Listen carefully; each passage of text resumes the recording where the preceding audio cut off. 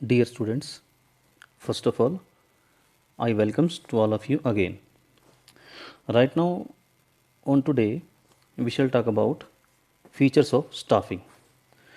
इससे पिछली वीडियो में मैंने आपको स्टाफिंग के कॉन्सेप्ट के बारे में बताया था, मीनिंग के बारे में बताया था और एक थियो हेमन की डेफिनेशन के बारे में करवाया था। आज हम इस वीडियो के अंदर फीचर्स ऑफ स्टाफिंग करेंगे। हमारे पास बेसिकली 5 फीचर्स ऑफ स्टाफिंग हैं, जिनको हम वन बाय वन रीड करेंगे, स्टडी करेंगे, समझेंगे। सबसे पहली बात है related to human being. Third function of management के अंदर जाकर हम लोग ये फील करते हैं कि जो तीसरा फंक्शन ऑफ मैनेजमेंट है, यहाँ पर मैनेजमेंट की ह्यूमन बीइंग से डीलिंग शुरू हो जाती है। इसका मतलब ये है कि जो हमारा पहला फंक्शन ऑफ मैनेजमेंट है प्लानिंग, उसमें ह्यूमन बीइंग से कोई डीलिंग नहीं है। टॉप लेवल की मैनेजमेंट को या कुछ लोग मिलकर प्लान करते हैं कि कंपनी में कैसे कैसे काम करना है।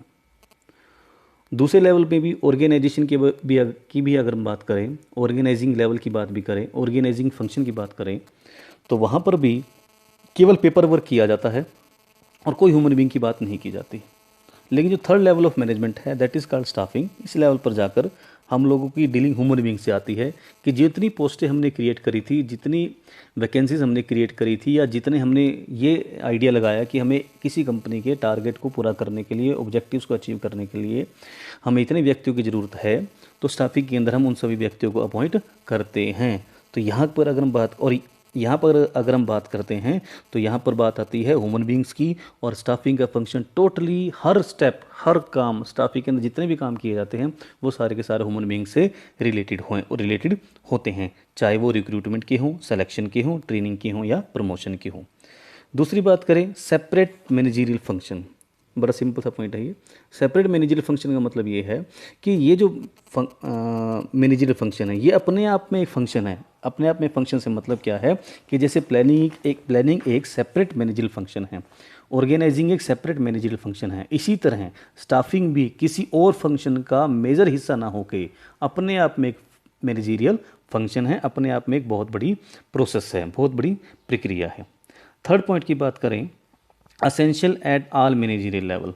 सबसे बढ़िया पॉइंट है यहाँ पर essential at all managerial level. इसका मतलब क्या है, जैसे हमारी मैनेजमेंट के अंदर, कंपनी के अंदर हमने अपने सारी मैनेजमेंट को 3 लेवल्स में डिवाइड किया था, top level, middle level and lower level. Staffing के अंदर हम अलग से एक पर्सनल डिपार्टमेंट एस्टेब्लिश कर देते हैं जो सारा का सारा काम देखता है, लाइक रिक्रूटमेंट का, सिलेक्शन का, ट्रेनिंग का, प्रमोशन का।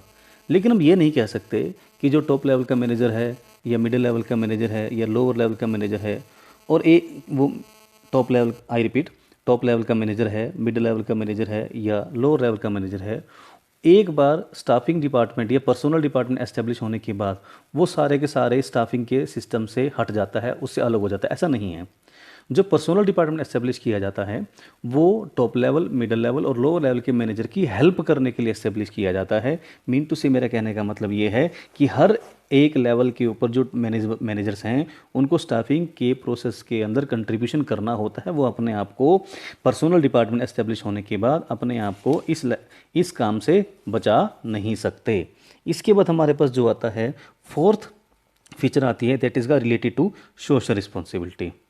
अब ये तो मैं आपको ऑलरेडी बता चुका हूँ कि स्टाफिंग डील किससे करती है, ह्यूमन बीइंग से डील करती है। और मैन क्या है, ह्यूमन बीइंग क्या है, एक सोशल एनिमल है।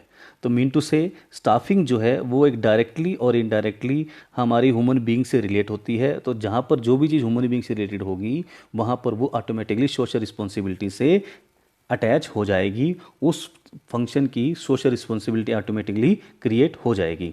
तो जब भी जो पर्सनल मैनेजर है या ह्यूमन रिसोर्स मैनेजर है वो जब भी स्टाफिंग से रिलेटेड कोई भी काम करेगा तो उसको 2 बातें बड़ी ध्यान रखनी पड़ेगी कि अपने काम को बड़े ध्यान से करे, और दूसरा कहीं पर भी पार्शलिटी का पॉइंट ना आ पाए। मीन टू से वो मैनेजर क्या होना चाहिए, इम्पार्शल होना चाहिए अपनी सभी एक्टिविटी में।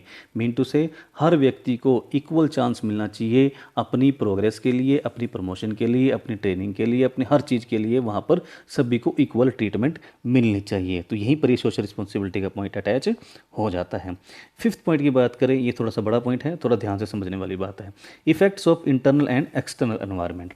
Effects of internal and external environment है क्या ये कोई, अगर हम इसको थोड़ा सा और ध्यान से पढ़ें तो इसमें क्या है कि जो परफॉर्मेंस है हमारी पर्सोनल डिपार्टमेंट की, उसके ऊपर डिपेंड करता है इंटरनल और एक्सटर्नल एनवायरनमेंट का। इंटरनल एनवायरनमेंट से मतलब है कि जैसा एनवायरनमेंट हमारी कंपनी के अंदर परसिस्ट करता है, और एक्सटर्नल एनवायरनमेंट से मतलब है जो हमारी सोसाइटी के अंदर एनवायरनमेंट परसिस्ट करता है। हम आपको इसमें एक एग्जाम्पल के थ्रू समझाते हैं।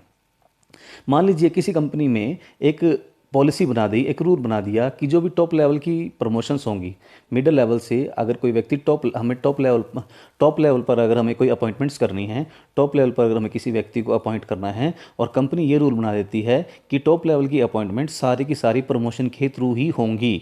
This is the matter of rule. अब ये इंटरनल लेवल पे, इंटरनली कंपनी ने एक रूल बना दिया कि टॉप लेवल पर अपॉइंटमेंट्स केवल मिडिल लेवल से जो लोग हमारी कंपनी के अंदर ऑलरेडी काम कर रहे हैं उन्हीं में से किसी को प्रमोशन देके हमने क्या करना है, टॉप लेवल की पोजीशन पर अपॉइंट करना है। तो यहाँ पर अफेक्ट क्या हो गया हमारा पर्सनल डिपार्टमेंट, कि वो किसी भी बाहर के व्यक्ति को अपने कंपनी के अंदर अपॉइंट नहीं कर सकता टॉप लेवल के ऊपर। वो केवल इंटरनली जो लोग काम कर रहे हैं उन्हीं में से किसी कॉम्पिटेंट पर्सन को प्रमोशन देकर टॉप लेवल की सीट प्रोवाइड करेगा। इसको मैं दूसरे एग्जांपल से समझाता हूँ आपको, कि मान लीजिए कंपनी में एक ये पॉलिसी बना दी जाती है कि लोअर लेवल के ऊपर सारी की सारी अपॉइंटमेंट्स आउटसाइड से होगी। तो यहाँ पर क्या है, कंपनी क्या होगी, कंपनी बाउंड हो गई कि जितनी भी अपॉइंटमेंट्स लोअर लेवल के ऊपर होंगी वो सारी की सारी अपॉइंटमेंट वो बाहर से करेंगी, मतलब बाहर से यंग ब्लड को एंट्री दी जाएगी। ये तो हो गया हमारा इंटरनल एनवायरनमेंट का इफेक्ट। अब अगर हम बात करते हैं एक्सटर्नल एनवायरनमेंट की, एक्सटर्नल एनवायरनमेंट का इफेक्ट कैसे पड़ता है कंपनी के ऊपर। मान लीजिए गवर्नमेंट एक पॉलिसी बना देती है कि कंपनी के कंपनी के अंदर, पर्टिकुलर टाइप ऑफ कंपनी के अंदर सारी की सारी अपॉइंटमेंट थ्रू एम्प्लॉयमेंट एक्सचेंज होंगी। थोड़ा ध्यान से समझिएगा पॉइंट को, कि पर्टिकुलर कंपनी के अंदर सारी की सारी अपॉइंटमेंट एम्प्लॉयमेंट एक्सचेंज के थ्रू होगी। एम्प्लॉयमेंट एक्सचेंज एक ऐसा डिपार्टमेंट है जो गवर्नमेंट ऑफ इंडिया एस्टेब्लिश करती है। अब यहाँ पर कंपनी क्या होगी, बाउंड होगी कि सारी की सारी वैकेंसी की डिटेल एम्प्लॉयमेंट एक्सचेंज में भेजेगी, और एम्प्लॉयमेंट एक्सचेंज में जितने लोगों के बायोडाटाज वहाँ पड़े हैं उन्हीं में से किसी व्यक्ति को अपनी कंपनी के अंदर अपॉइंट करना एक कंपनी के लिए मजबूरी हो गई। तो इस तरह से इंटरनल एंड एक्सटर्नल एनवायरनमेंट का कंपनी के ऊपर इफेक्ट पड़ता है। मीन टू से कि जो इसका मतलब यहाँ पर ये है कि किसी भी कंपनी के पर्सनल डिपार्टमेंट की या स्टाफिंग की जो परफॉर्मेंस है वो डिपेंड करती है इंटरनल और एक्सटर्नल एनवायरनमेंट की, कि इंटरनल और एक्सटर्नल एनवायरनमेंट वहाँ पर किस तरह का काम कर रहा है। होपफुली आपको सबको ये वीडियो समझ में आई होगी, और आप सबको ये सारे 5 के 5 फीचर्स समझ में आए होंगे। मैं आप सबका इसके लिए धन्यवाद करता हूँ। Thanks to all of you. Next time मैं आपके सामने नई वीडियो लेकर आऊँगा। Thank you.